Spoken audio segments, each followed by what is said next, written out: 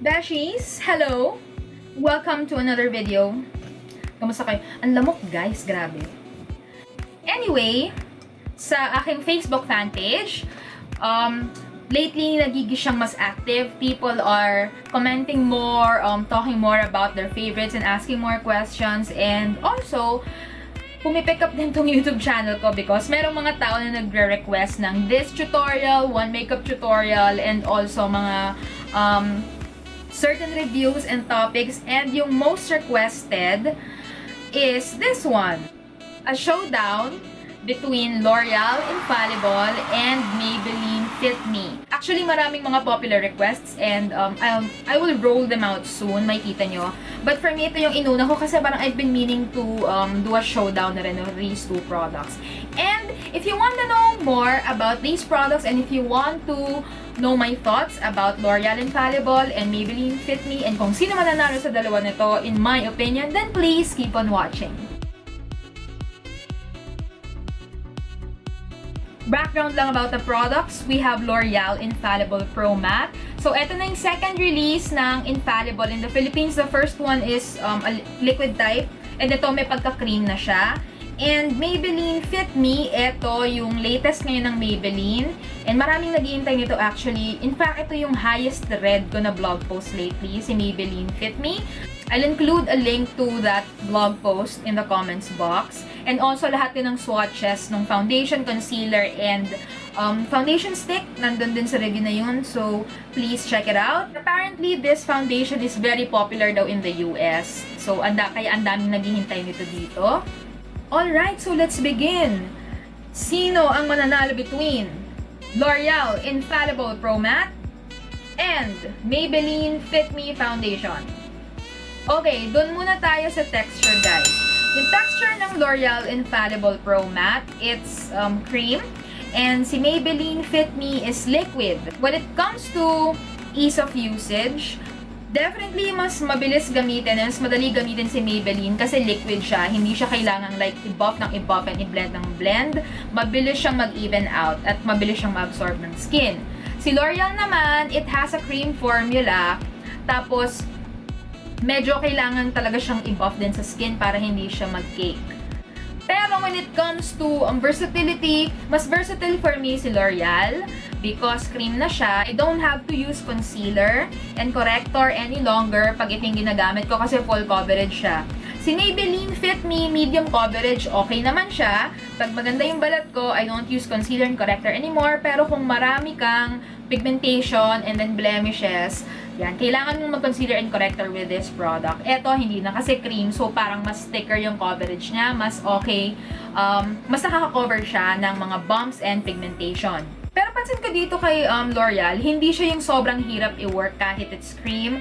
Maraming takot sa cream kasi feeling nila magki-cake. But, eto lang guys, beauty blender lang or any sponge na damp, yung medyo basa, yun lang yung ipang buff nyo. And okay siya, magsiset siya itong foundation na to. And actually, any cream product. Meron akong mga foundations na mas mahirap pa gamitin dito, na cream formula like Kat Von D Lock It. And kaya siya nung damp na beauty blender or beauty sponge. Basta yun lang yung gamitin yung pang-apply. So when it comes to texture and performance and texture, I go for L'Oreal Infallible Matte. Okay, doon naman tayo sa price point, guys. Infallible Matte, this is around 700. And si Fit Me is mga nasa 399. Yeah, 399 siya. So definitely, panalo dito is si Maybelline Fit Me. Next, yung laman ng product, this is 30 ml and 30 ml din to. Packaging also, parang mas chic tingnan si Maybelline because nasa glass bottle siya. And si L'Oreal naman is in a tube. But when it comes to overall ease of usage, ayan, tingnan nyo. Si L'Oreal Infallible, squeeze type siya. And ito naman si Maybelline, ayan, wala siyang kasamang pump.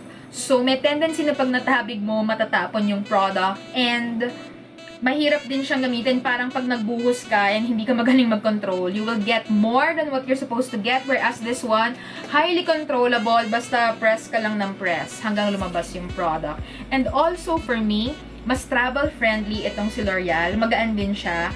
And this one, parang iwan na lang natin sa bahay kasi medyo mabigat. And it's glass, fragile also. When it comes to packaging, yung efficiency niya, I go for L'Oreal Infallible Pro Matte. Okay, dito na tayo sa performance ng product. Start tayo kay Maybelline Fit Me. Etong si Maybelline Fit Me, ayan, as I said, medium to full coverage siya. Pagpapatungin mo lang. And then, ang maganda sa kanya, it comes in 10 shades. So, parang in my opinion, ito ata yung foundation ni Maybelline na may pinakamaraming selections sa shades, in my opinion. And eto siya, ang shade ko sa Maybelline Fit Me is Sun Beige, and that's number 310. So, sa mga morena dyan, eto po ang shade ninyo. Kapag binlend mo siya, nag-set siya into a semi-matte finish. Mabilis siya even out, hindi siya nagli-leave ng streaks. And also, Fit Me, Maybelline Fit Me promises long-wearing coverage na perfect siya for normal to oily skin. At meron din siyang oil control. However, for me, I noticed na nung sinuot ko siya, nag-oily talaga yung balat ko. Hindi ko alam kung bakit. Sobrang nag-oily yung Fit Me after mga 5 hours. Pag hipo ko medyo malagkit, lalo na dito sa T-zone area. Yung cheeks ko okay naman because medyo normal naman yung skin ko dito. Tapos, napansin ko lang nag-oxidize siya ng bongga. As in, pansin mo talaga yung oxidization. I don't have acidic skin and hindi highly reactive yung skin ko with foundation formulas. That's why I'm a beauty blogger because I can tolerate a lot of beauty products. But this one, talagang umitim siya sa akin. Hindi ko alam kung bakit. And hindi naman siya ganun ka-full coverage compared to L'Oreal Infallible. Kasi guys, kapag full coverage yung foundation, may tendency siyang umitim ng onte kapag nag-settle because full coverage siya, highly pigmented. So, mas madaming concentration and lalabas yung tunay na shade niya kapag nag-set. But this one, hindi naman siya ganun ka full coverage as I said. Tapos umitim. So, hindi ko alam kung ano nangyari. So, ayan. Yun yung hindi ko gusto sa kanya. But the rest of the products, yung concealer and yung powder niya, okay. Yung foundation stick, meron ako, pero hindi ko siya ka-shade. Actually, mali yung suggestion sa akin nung dun sa event. Sabi nila, if I'm using Sun Beige, yung shade ko sa stick should be Toffee. Toffee ata yun. Pero ang itim niya, as in talagang pang-contour levels na siya. So, hindi ko siya nagamit. Ginamit ko siyang pang-contour, so I can't say a lot about that. Next natin, guys, is L'Oreal Infallible Pro Matte. Now, this product, meron siyang mga 6 shades if I'm not mistaken. Full coverage siya. Cream pero light sa balat. And, grabe. Okay, sobrang okay tong foundation na to. As in, L'Oreal is my favorite drugstore brand of foundation. And mas lalo ko pa siya naging favorite nung nilabas nila to. Ito ata yung what a lot of international beauty bloggers and people who just love makeup swear by. Pag nag-set siya, semi-matte finish but mas matte siya ng konti than Maybelline Fit Me. And yung pagka-cream niya, hindi siya yung sobrang kapala. As in, with just a sponge, mabilis siya even out. Hindi rin siya ganun nagmumukhang ka-cakey sa balat.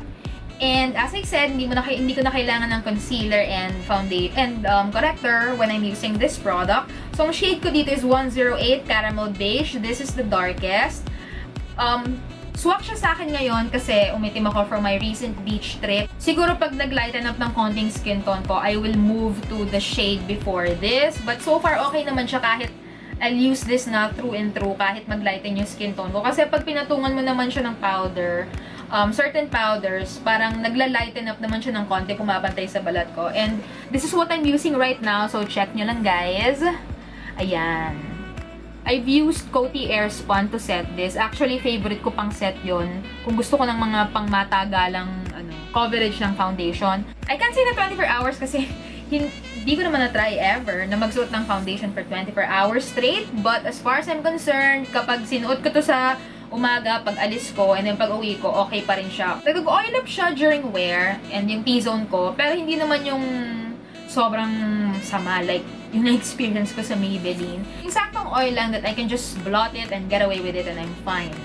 Now, when it comes to performance, I go for L'Oreal Infallible Pro Matte. Okay, so that's all for the quick showdown between L'Oreal Infallible and Maybelline Fit Me. Based naman dun sa mga sinabi ko guys, feeling ko alam nyo na kung sino yung nanalo. For me, between the two foundations, I highly recommend L'Oreal Infallible Pro Matte. And that's that's all for this video. Let me know kung anong products ang gusto nyong i-feature ko sa showdown. If you like this video, then please share it, give it a thumbs up. Let me know what you think about the products in the comment section. Don't forget to follow my social media accounts, subscribe to my channel, and visit my blog. I hope to see you guys in the next video. Have a great day and bye!